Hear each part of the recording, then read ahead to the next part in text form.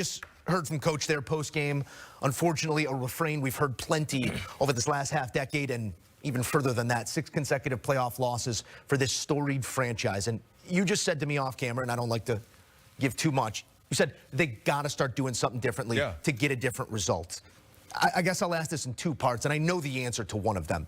What is that different, and is that the guy to implement different? You know what? I think when you look at teams that have been successful in regular season play and, of course, having success in the playoffs, you need to have a difference maker at the quarterback position, right? You need to have a legit playmaker. And in year 1 with Russell at the quarterback spot for the Pittsburgh Steelers, we've seen some good things. We saw some good things. He was good enough to be able to get the Pittsburgh Steelers in the playoffs. But then you look at some of his limitations, right? When his first 2 progressions are not there, he evades the pocket. He's throwing the football down the field solely out of bounds, trying to save the play, which I respect. But at some point in time, you need to be able to create plays. That's not who Russell Wilson is. So if you're staying with Russell Wilson moving forward, right, you have to assemble playmakers around him to be able to make him, to be in positions to excel. Because right now, outside of George Pickens, who's the next best playmaker, right?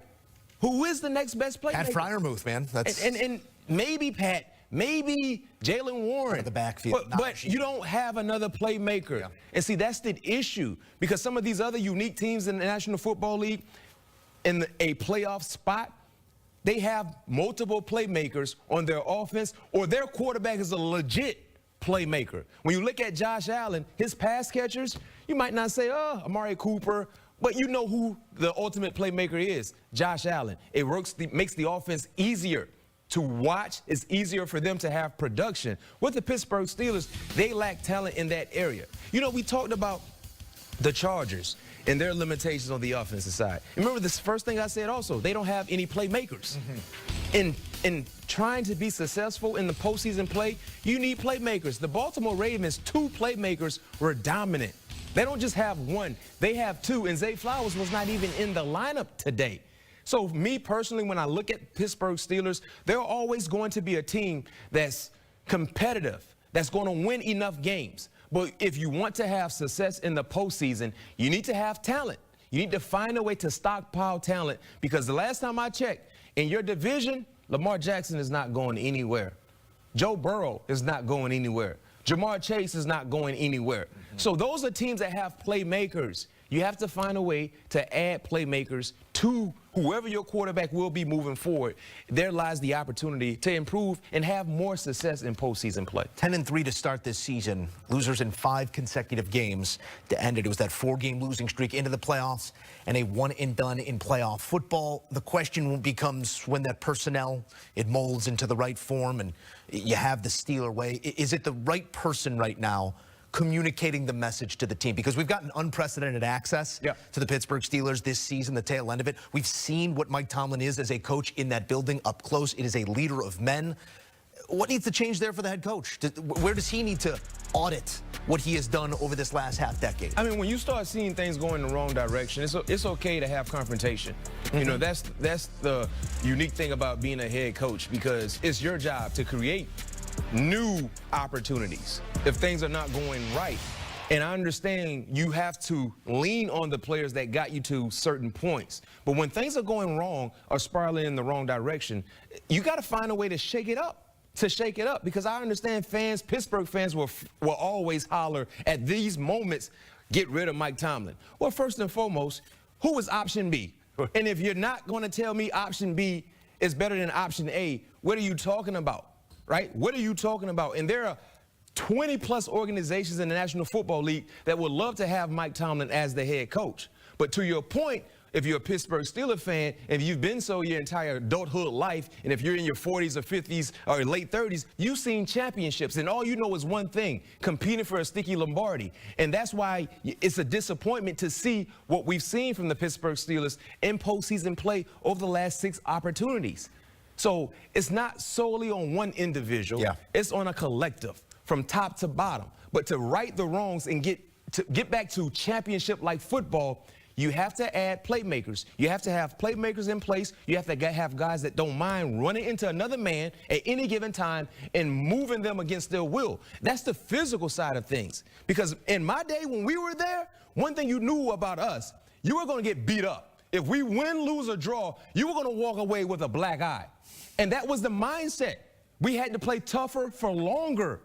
In tonight's matchup, they were not the tougher group, and they did not display that mindset for longer. The Baltimore Ravens did. So this is a humbling experience. And when you have these type of moments, the only way to get better is to embrace this moment. Yeah. Look yourself in the mirror and say, you know what? I should have been better. I got to be better. We all got to be better for the guys that will be a part of this team in 2025. I just like when I can get a "in my day" out of you. And it makes me feel old. It's one of my points of joy. It was quite a day. And to your original point there on the question, do you want 18 consecutive winning seasons, or do you want to be interviewing a rash of coordinators? Mike Tomlin hasn't gotten them over that hump recently. Back on HQ, Mike Tomlin at the podium after the loss. You know, congratulations to the Ravens, man. They were the better group today. That was obvious. And really, you know, the X factor was Lamar's unique talents. It seems like every time we got him behind the sticks, he made up for it, or we got him in a possession down circumstance. He extended and won those circumstances, and we never really found a fluid answer all day. Obviously, that was highlighted by our inability to convert third downs in the first half. And they wore us down a little bit. The fatigue component of it became a factor. And so, you know, you can sum it all up to say that they were certainly the better group today. Questions? Mike, were you surprised that your defense was so effective against them and against them? Yeah.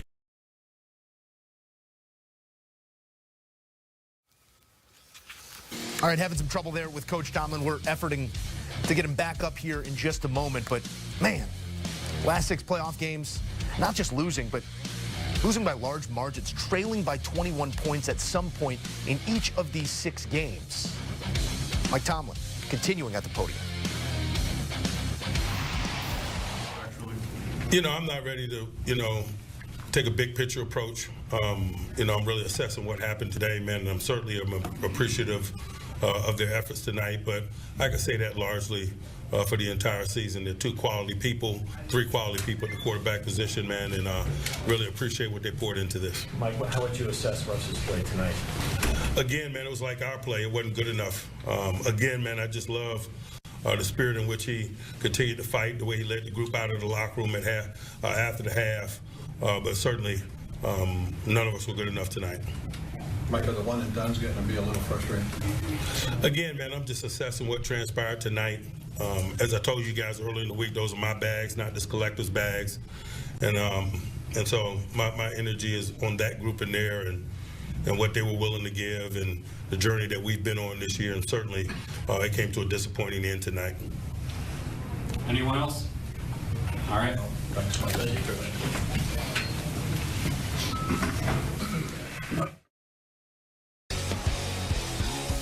All right, Coach Tomlin saying little there post-game. Doesn't want to address anything big picture, but there are big picture questions to be answered. Who will be the quarterback? If you take a listen to any Pittsburgh talk radio, who will be the head coach? More likely than not that man, but they got to start doing something differently to get a different result. That is my guy, MJD. I am Chris Rose. Woo! Good luck. Either Lamar's keeping it on this or he's giving it to the big fella. Either way, it ain't fun for a defense, huh? You're a prisoner of the moment, but I love what we saw. I think it is tough. What do you mean I'm a prisoner of the moment? I mean, it means that you're always caught up in what happens today. We still have a whole slate of games tomorrow and on Monday. But I will say this. The Baltimore Ravens, how much did we criticize them last year about the lack of running in the AFC Championship game? You know how many times they handed to a running back that game? 6. 6 is and correct. I was one of the ones, my old coach, Todd Monken, who was with me in Jacksonville, I was one who said, you have to run the football. Well, this is the recipe, right? If you look at the teams that won today, 25 or more carries for the running back is the recipe to win these games because you're controlling the line of scrimmage. And to be honest, the match made in heaven that we saw from Lamar Jackson and Derrick Henry, That you showed it tonight. This is what marriage counseling does for you. Whoa. Everybody gets on the same page, right? Lamar's like, look, I'm going to hand it to Derek a couple times. Early in the game, I'm going to pull it and force you to have to cover me. Then we get the big run there.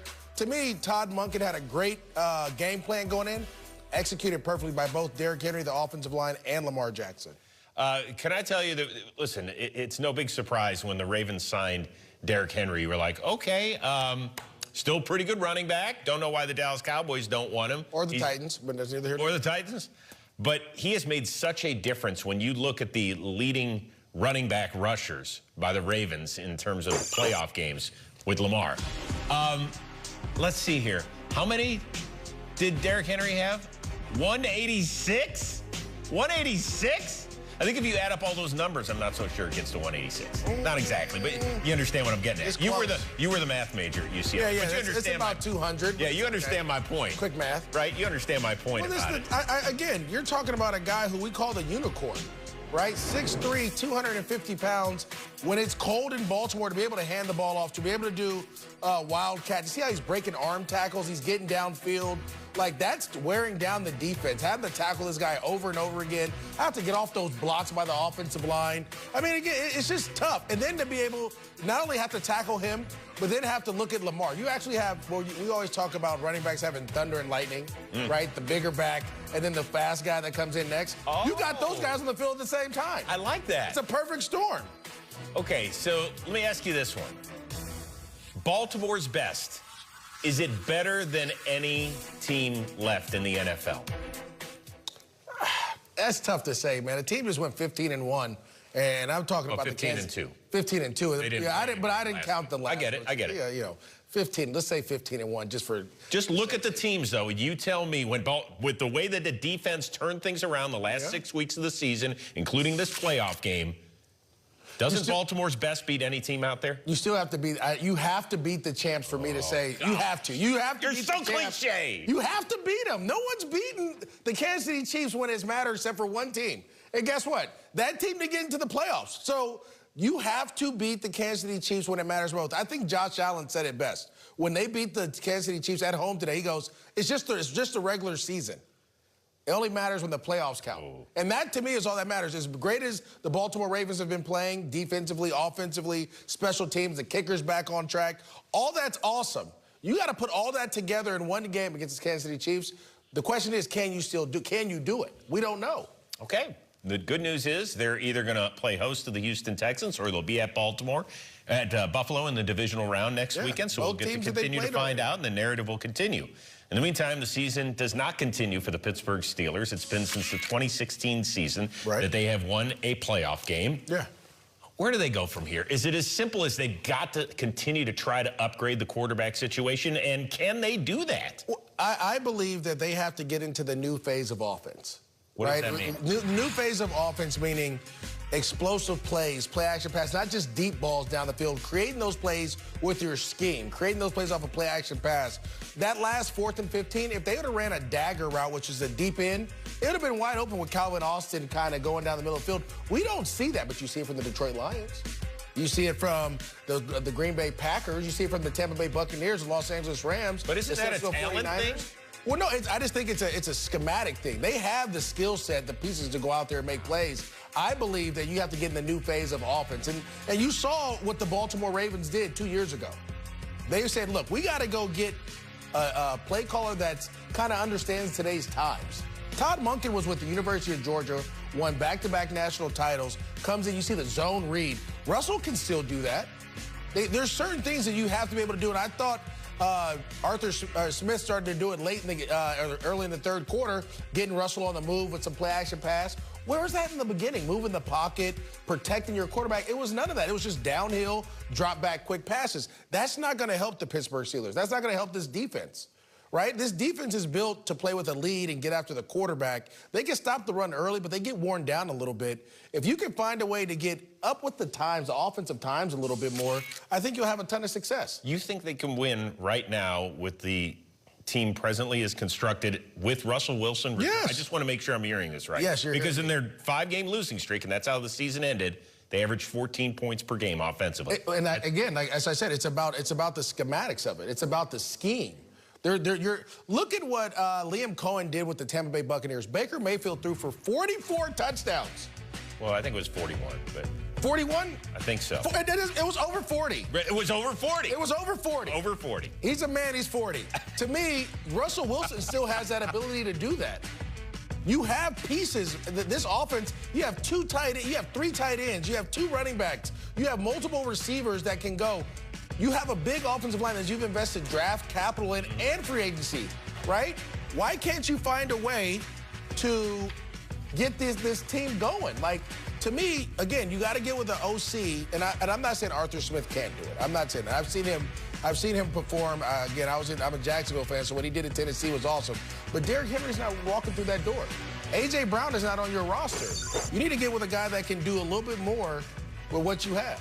Okay. You want to help explain this? Yeah. They play some really good teams. But that's who you have to beat in the playoffs. And that's what I'm trying to tell you. If you have an offensive guy that's with the...